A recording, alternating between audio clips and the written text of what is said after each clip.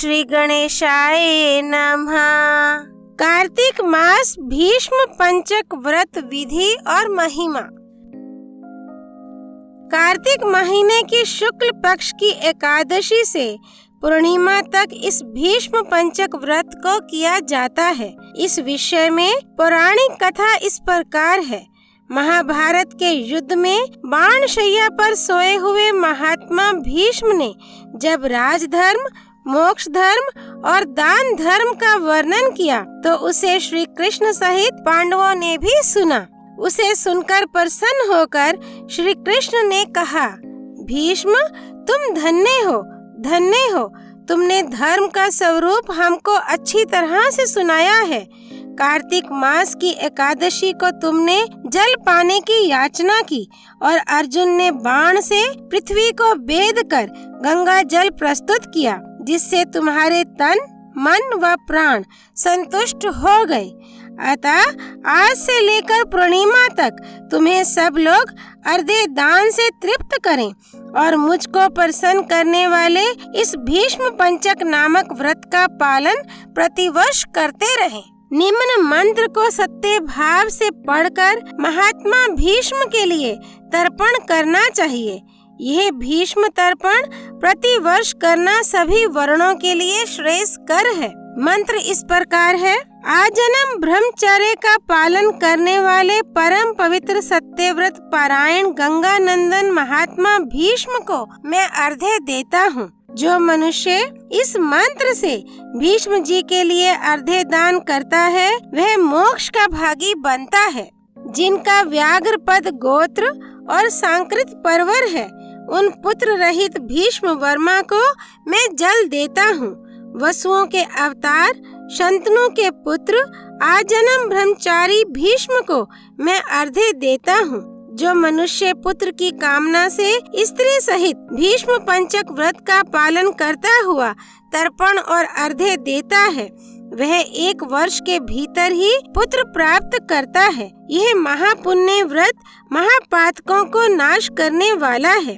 अतः प्रत्येक भारतीय को प्रयत्न पूर्वक इसका अनुष्ठान करना चाहिए। अर्घ्य देने के उपरांत पंचगव्य, सुगंधित चंदन के जल, उत्तम गंध व कुमकुम के द्वारा भक्ति पूर्वक सर्व पापाहारी श्री हरि का पूजन करें। 5 दिनों तक भगवान के समीप अखंड दीप जलाता रहे। देवादिदेव भगवान के लिए उत्तम नैवेद्य निवेदन करें।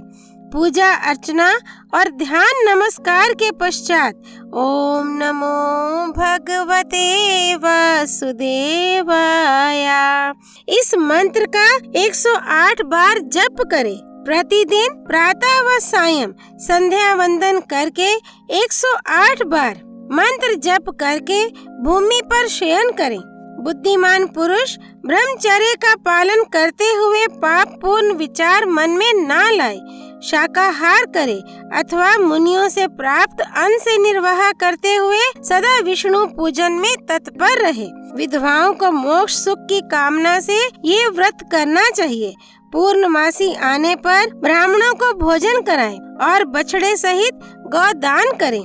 एकादशी से लेकर पूर्णिमा तक लगातार 5 दिनों में भगवान के समीप रात दिन दीपक जलाए रखें। एकादशी से भगवान विष्णु का पूजन करके उपवास रखें। फिर द्वादशी को व्रती पुरुष भूमि पर बैठकर मंत्रोच्चारण के साथ गौमूत्र का पान करें। त्रयोदशी को दूध पीकर रहें। चतुर्दशी को दही का भोजन करें। इस प्रकार से शरीर की शुद्धि के लिए 4 दिनों तक व्रत करके 5वें दिन स्नान के पश्चात भगवान केशव की पूजा करें और भक्ति भाव से ब्राह्मणों को भोजन कराकर उन्हें दक्षिणा दे। शाकाहार से निर्वाह करते हुए श्री कृष्ण के पूजन में संलग्न रहे। इसके बाद रात्रि में पंचगव्य पान करके पीछे अन्न ग्रहण करे। इस प्रकार भली भांति करने से मनुष्य शास्त्रोक्त फल का भागी होता है। इस भीष्म पंचक व्रत का अनुष्ठान करने से प्राणी परम पद प्राप्त करता है। यह आरोग्य और पुत्र प्रदान करने वाला तथा महापातकों को नाश करने वाला व्रत पद्म पुराण में बताया गया है।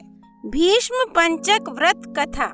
राजा पृथु कहते हैं, हे नारद जी, भगवान को अति प्रिय भीष्म पंचक व्रत कैसे प्रसिद्ध हुआ? तब नारद जी कहने लगे, हे राजा पृथु, यह व्रत आदि से है, परंतु बीच में लुप्त हो गया था।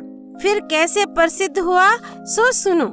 श्री कृष्ण जी ने भीष्म को इस व्रत का वृत्तांत कहा और भीष्म जी ने इस व्रत को किया। इसी से यह व्रत भीष्म पंचक कहलाया। जब पांडवों ने श्री कृष्ण को दूत बनाकर दुर्योधन के पास भेजा तो वे विदुर जी के पास आए। विदुर जी ने उनका बड़ा सत्कार किया, क्योंकि भगवान तो प्रेम से प्रसन्न होते हैं। धन, शूरवीरता और पांडित्य इनको नहीं देखते। जिस भगवान के पलक के इशारे से ये सारा संसार निर्मित तथा पोषित होता है और अंत में नाश को प्राप्त हो जाता है, देवता लोग भी जिनको जानने में असमर्थ हैं, वही भगवान अपने भक्त कुंती के पुत्रों का कार्य करने के लिए दूत बनकर आए। तब भीष्म जी उनका आगमन सुनकर मिलने के लिए आए। भीष्म जी का आगमन सुनकर श्री कृष्ण जी ने खड़े होकर उनको नमस्कार किया और भुजाओं से आलिंगन कर दोनों अपने अपने आसनों पर बैठ परस्पर क्षेम कुशल आदि पूछने लगे। इसके पश्चात भीष्म जी कहने लगे, हे भगवान, आप त्रिलोकी के नाथ हैं। ब्रह्मादि देवता भी आपकी माया को नहीं जान सकते, वही आप पांडवों के दूत बनकर आए हैं। ऐसा पांडवों के पास क्या वशीकरण मंत्र है जिसके प्रभाव से आप उनके इतने वशीभूत हैं? हे कृपालु, आप सर्वज्ञ हैं, इसका कारण बतलाइए। हमारे मन में बड़ा संदेह है। आप तो समदर्शी हैं, किंतु आप श्रद्धालुओं को छोड़कर पांडवों के दूत तक बन गए। तब श्री कृष्ण जी हंसकर कहने लगे, हे गंगा पुत्र, यद्यपि यह बड़ी गुप्त बात है, फिर भी मैं तुमसे कहता हूँ, इन्होंने एक ऐसा व्रत किया जो मुझको अति प्रिय है, उसी कारण मैं इनके वशीभूत हूँ। अब मैं तुम्हारे प्रश्न का उत्तर देता हूँ। पूर्व काल में उज्जैन नगरी में 5 ब्राह्मण थे, जिनके नाम कवि, शुचि, दृढ़, दंत और हंस थे। पांचों ही वेदों को जानने वाले, रूपवान, युवावस्था को प्राप्त और गंधर्व विद्या में बड़े प्रवीण थे। पांचों ही अत्यंत मनोहर थे। वे अनेक राज सभाओं में गान विद्या दिखाते, अनेक देशों में घूमते फिरते और बहुत सा द्रव्य प्राप्त करते थे। एक समय में मथुरापुरी में सुवीर नाम के राजा के पास आए। संगीत कला में निपुण होने के कारण उन्होंने राज्य सभा में जाने की इच्छा की। वे 4 दिन तक उपवास करते रहे और उस यमुना में, जो श्री कृष्ण भगवान के शरीर के स्पर्श मात्र से, जैसे पारस के स्पर्श से लोहा भी सोना हो जाता है, अति पवित्र हो गई थी, स्नान करते रहे। फिर उन्होंने एक मनुष्य से राजा का वृत्तांत पूछा। उसने कहा कि राजा की एक कादम्बरी नाम की स्त्री भोग पत्नी है। वह संगीत विद्या में अति निपुण, राग एवं कंठ में अति प्रवीण और नाचने में अद्वितीय तथा रूप यौवन में मनोहर है। प्रतिदिन राजा के सामने एकांत में नाचती और गाती है। ऐसा सुनकर जहाँ पर नृत्य ताल का शब्द होता था, उस स्थान के पास जाकर वे खड़े हो गए और राजा के पास आने जाने वालों से कहने लगे कि दुख की बात है कि राजा के समीप कोई नृत्य कला का जानने वाला नहीं है। वीणा में 2 तार ढीले हैं, तार बराबर नहीं है, बाजे में नृत्य शुद्ध नहीं है। इसी प्रकार की बातें सुनकर किसी ने यह वृतांत जाकर राजा को सुना दिया। राजा ने पांचों को जहाँ कादम्बरी का नृत्य हो रहा था बुलाया और वे वहाँ जाकर राजा को आशीर्वाद देकर बैठ गए। कादम्बरी ने उनको संगीत कुशल जानकर विशेष नृत्य किया। जब उसने चक्र से ताल दिया तो उन ब्राह्मणों से रोकी गई। उसने चक्र छोड़ा, यथा योग्य ताल दिया और चक्र खंडित नहीं हुआ। इस पर कादम्बरी का रूप गुण देख पांचों उस पर मोहित हो गए। कादम्बरी भी उनका गुण देख काम के वशीभूत हो गई। राजा के उठने पर वह ब्राह्मण भी दुखित हो बाहर आए और कादम्बरी भी लज्जित हो काम के वशीभूत घर के अंदर उदासीन होकर पड़ गई। फिर चोरी से एक सखी को ब्राह्मणों के पास भेजा और उनको यह संदेश दिया कि तुम पांचों में एक एक प्रतिदिन आकर मुझको एकांत में अपनी अपनी विद्या और गुण दिखाओ।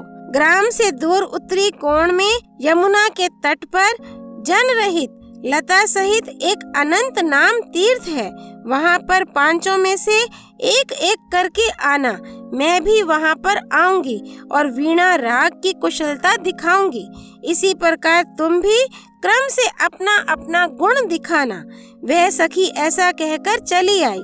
श्री भगवान कहते हैं कि हे भीष्म जी, एक ब्रह्मचारी जो मेरा भक्त था, दुष्ट संगति के भय से गांव से अति दूर वहाँ रहता था। उन दिनों वह भीष्म पंचक व्रत करता और देवालय में मेरा पूजन करता था। उस दिन कार्तिक शुक्ला एकादशी का दिन था। तब उन ब्राह्मणों में से कवि नाम वाला ब्राह्मण वहां आया और कादम्बरी भी वहां मुनि के स्थान पर पहुंच गई। मुनि ने जैसे पूजा की थी, कवि ने भी उसी विधि से पूजा की। फिर वीणा लेकर गान करने लगे। उनके गान से मुनि ने कोई क्रोध नहीं किया, क्योंकि उसने अपना मन जीता हुआ था। मेरे आगे दोनों ही सारी रात तक गान और नृत्य करते रहे। मुनि को गोबर का आचमन करते देख कवि ने भी गोबर का आचमन किया। प्रातः काल होते ही कादम्बरी राजा के पास गई। मुनि संगति से उसके सब पाप नष्ट हो गए थे। द्वादशी के दिन कवि अपना सब धन दान करके विरक्त हो गया। दूसरे दिन शुचि आया और उसने भी उसी तरह मुनि को देखकर हमारा पूजन किया और रात भर कादम्बरी के साथ नाच तथा गान करता रहा। मुनि को गौमूत्र का आचमन लेते हुए देखकर उसने भी गौमूत्र का आचमन लिया और प्रातः समय अपना सब धनादि देकर वह भी विरक्त हो गया और कहने लगा कि जिस तरह कादम्बरी का नृत्य, गान और रूप देखकर मुनि का मन विचलित नहीं हुआ, उसी प्रकार अपने मन को वश में रखना चाहिए। इस तरह त्रयोदशी के दिन कादम्बरी को देखने के लिए दृढ़ नाम वाला ब्राह्मण आया। उसने भी सब वैसा ही किया और प्रातः समय मुनि की तरह गौ का दुग्ध पीकर वैराग्य को प्राप्त होकर चला गया। चतुर्दशी को दंत नाम वाला ब्राह्मण आया और उसी प्रकार सब क्रिया करता हुआ मुनि से बचे हुए घी को पीकर शुद्ध चित्त होकर विरक्त हो गया। पूर्णमासी को हंस नामक ब्राह्मण आया और उसने भी मुनि को देख नमस्कार करके नदी में स्नान करके आंवले के वृक्ष के नीचे बैठकर श्राद्ध किया। हे भीष्म, कार्तिक के महीने में जो कोई दान अथवा हमारा पूजन करता है उसको कोटि यज्ञ फल मिलता है। ऐसे हंस नामी उस ब्राह्मण ने सत्संग से हमारी पूजा की और मुनि के बचे हुए दही को खाकर विरक्त हो गया और धन आदि देकर तीर्थ यात्रा को चला गया। राजा ने कादम्बरी का मंदिर में जाना सुनकर उसको मकान में बंद कर दिया और फिर वह मंदिर में नहीं जा सकी। हमारे सामने कार्तिक में नृत्य गान करने से कादम्बरी द्रौपदी हुई और हंस नामक ब्राह्मण कार्तिक के महीने में आंवले के नीचे श्राद्ध करने से युधिष्ठिर हुआ। एकादशी के दिन जागरण करने से कवि नामक ब्राह्मण मेरा अंश अर्जुन हुआ। शुचि सहदेव और दंत नकुल हुआ। महापराक्रमी दृढ़ भीमसेन हुआ। इस व्रत के प्रभाव से ही हम इनके वशीभूत हैं। अब तुम्हारे इस व्रत के करने से ये व्रत पंचक कहलाएगा। जो कोई मथुरा में इस व्रत को करेगा उसको हम स्वर्गलोक, ब्रह्मलोक, विष्णुलोक तथा वैकुंठ लोक देते हैं। नारद जी कहते हैं कि इस व्रत का वृतांत सुनकर भीष्म जी अति प्रसन्न हुए और सदैव वर्ष के वर्ष इस व्रत को करते रहे। इसी कारण इस व्रत का नाम भीष्म पंचक हुआ। जिस समय भीष्म जी बाणों की शैया पर पड़े थे, तब भगवान कृष्ण उनके सम्मुख आए और जब तक देह का त्याग नहीं किया उनके सामने खड़े रहे। 5 व्रत नहीं किए हों तो इस एकादशी अथवा पूर्णिमा को किसी दिन भी रात दिन उपवास करके 5 गवे लेवे। इसको ब्रह्मकुर्चक व्रत कहते हैं। एकादशी के दिन व्रत करके जागरण करने से सब मनोकामनाएं पूरी होती हैं। सारी रात भगवान के भजन आदि गाकर भगवान को जगावे। ब्रह्मकुर्चक व्रत धारण करके पीपल, तुलसी और आंवले का विधिवत पूजन करे। दही, चावल, गन्ना, मूली इनका दान करे। सूत से आंवला तथा पीपल को लपेटे। पूर्णिमा को श्राद्ध करें। श्रद्धा अनुसार ब्राह्मण भोजन करा के दक्षिणा दे। भीष्म पंचक व्रत कथा संपूर्ण। भक्त वत्सल भगवान श्री कृष्ण की जय। मथुरापुरी धाम की जय।